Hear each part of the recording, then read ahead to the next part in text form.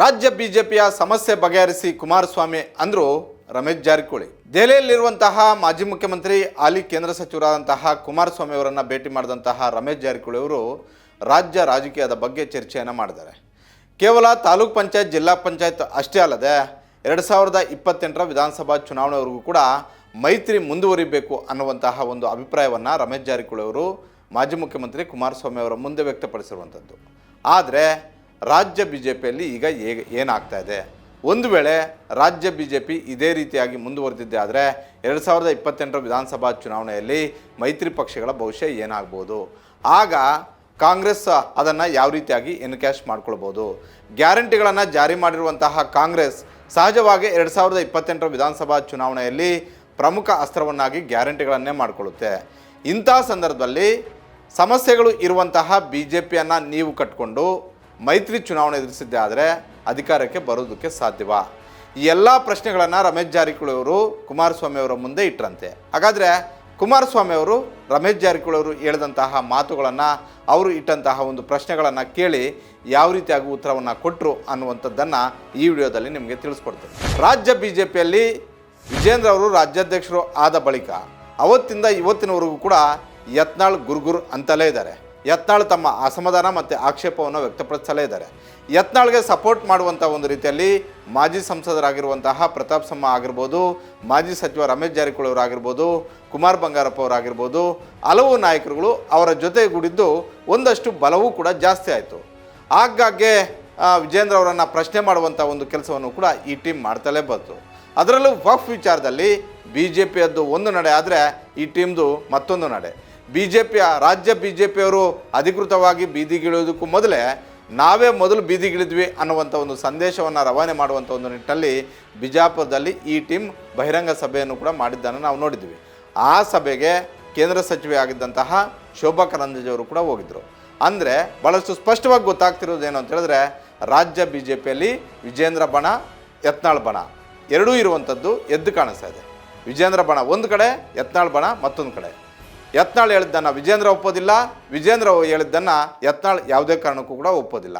ನಾನು ಈ ಕ್ಷಣಕ್ಕೂ ಕೂಡ ವಿಜೇಂದ್ರ ಅವರನ್ನು ರಾಜ್ಯಾಧ್ಯಕ್ಷರನ್ನಾಗಿ ಒಪ್ಕೊಳ್ಳೋದಕ್ಕೆ ತಯಾರಿಲ್ಲ ಅನ್ನುವಂಥದ್ದನ್ನು ಭಾಳಷ್ಟು ಬಾರಿ ಯತ್ನಾಳ್ ಅವರು ಹೇಳಿದ್ದಾರೆ. ನಿನ್ನೇನೋ ಬಿ ಜೆ ಪಿ ಕಚೇರಿಯಲ್ಲಿ ನಡೆದಂಥ ಒಂದು ಸಭೆಗೆ ಒಂದಷ್ಟು ಅಸಮಾಧಾನಿತರು ಬಂದಿದ್ದರು. ಅದು ಕೂಡ ಪಕ್ಷದ ಸಭೆ ಆಗಿದ್ದರಿಂದ ನಾವು ಬಂದ್ವಿ ಅನ್ನುವಂಥದ್ದನ್ನು ಕೂಡ ಹೇಳಿದ್ದಾರೆ.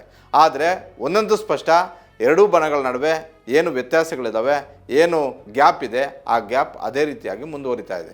ಹೀಗಾಗಿ ದೆಹಲಿಗೆ ಹೋಗಿದ್ದಂತಹ ರಮೇಶ್ ಜಾರಕಿಹೊಳಿ ಅವರು ತಮ್ಮ ಬಣದ ಅಭಿಪ್ರಾಯ ಏನು, ತಾವು ಯಾವ ಕಾರಣಕ್ಕೋಸ್ಕರ ವಿಜೇಂದ್ರ ಅವರನ್ನು ವಿರೋಧ ಮಾಡ್ತಾ ಇದ್ವಿ, ರಾಜ್ಯ ಬಿ ಜೆ ಪಿಯಲ್ಲಿ ಏನೆಲ್ಲ ಸಮಸ್ಯೆಗಳಿದ್ದಾವೆ, ನೀವು ಕೇಂದ್ರ ಸಚಿವರಾಗಿರೋದ್ರಿಂದ ಪ್ರಧಾನಿ ನರೇಂದ್ರ ಮೋದಿ ಮತ್ತು ಅಮಿತ್ ಶಾ ಅವರು ಭಾಳಷ್ಟು ಆತ್ಮೀಯರಾಗಿ ನಿಮಗಿರೋದ್ರಿಂದ, ನೀವು ಅವ್ರ ಜೊತೆ ಆತ್ಮೀಯ ಒಡನಾಟ ಇರೋದ್ರಿಂದ, ನಿಮ್ಮನ್ನು ಅವರು ಪರಿಗಣಿಸ್ತಾ ಇರೋದ್ರಿಂದ ರಾಜ್ಯ ಬಿ ಜೆ ಪಿಯ ಸಮಸ್ಯೆಯನ್ನು ಬಗೆಹರಿಸಿ ಅನ್ನುವಂಥ ಒಂದು ಮನವಿಯನ್ನು ರಮೇಶ್ ಜಾರಕಿಹೊಳಿ ಅವರು ಮಾಡಿಕೊಂಡ್ರಂತೆ.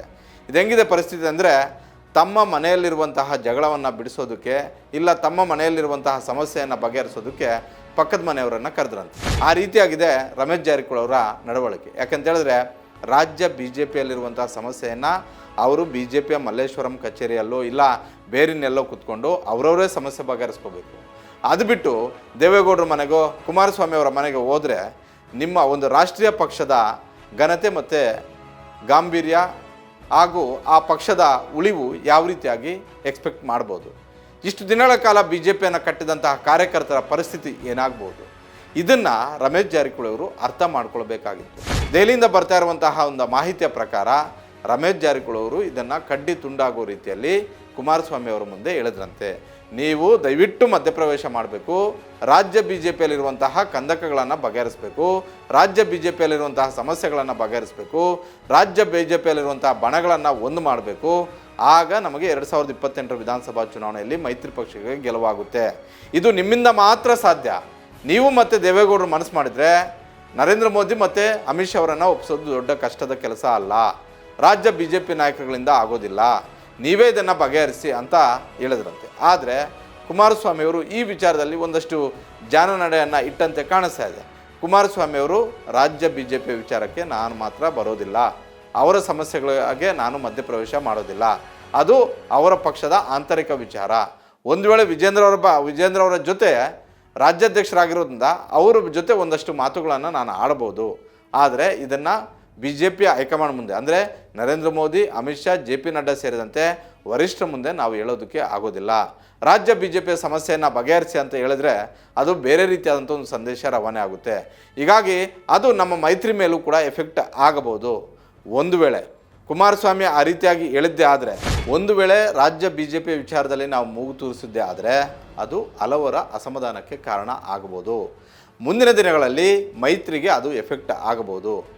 ರಾಜ್ಯ ಬಿ ಜೆ ಪಿ ಎಲ್ಲ ನಾಯಕರು ಕೂಡ ಜೆ ಡಿ ಎಸ್ ಜೊತೆ ನಮಗೆ ಮೈತ್ರಿ ಬೇಡ ಅನ್ನುವಂಥ ಒಂದು ಸಂದೇಶವನ್ನು ಒತ್ತಾಯಪೂರ್ವಕವಾಗಿ ಬಿ ಜೆ ಪಿ ಹೈಕಮಾಂಡ್ ಮೇಲೆ ಹಾಕಿದ್ದೇ ಆದರೆ ಆಗ ಅನಿವಾರ್ಯವಾಗಿ ಮೈತ್ರಿಯಿಂದ ಹೊರಗುಳಿಬೇಕಾಗುತ್ತೆ. ಹೀಗಾಗಿ ಸಣ್ಣ ಸಮಸ್ಯೆಗೆ ನಾವು ಎಂಟ್ರಿ ಆಗಿ ಅದನ್ನು ನಮ್ಮ ಮೈ ಮೇಲೆ ಯಾಕೆ ಕೇಳ್ಕೊಳ್ಬೇಕು ಅನ್ನುವಂಥ ಒಂದು ಕಾರಣವನ್ನು ಇಟ್ಕೊಂಡು ಆ ರೀತಿಯಾಗಿ ಯೋಚನೆ ಮಾಡಿ ರಮೇಶ್ ಜಾರಕಿಹೊಳಿ ಅವರು ಇಟ್ಟಂತಹ ಪ್ರಸ್ತಾಪವನ್ನು ಸಾರಾಸಗಟಾಗಿ ಮಾಜಿ ಮುಖ್ಯಮಂತ್ರಿ ಹಾಲಿ ಕೇಂದ್ರ ಸಚಿವರಾದಂತಹ ಕುಮಾರಸ್ವಾಮಿ ಅವರು ತಿರಸ್ಕಾರ ಮಾಡಿದ್ದಾರೆ.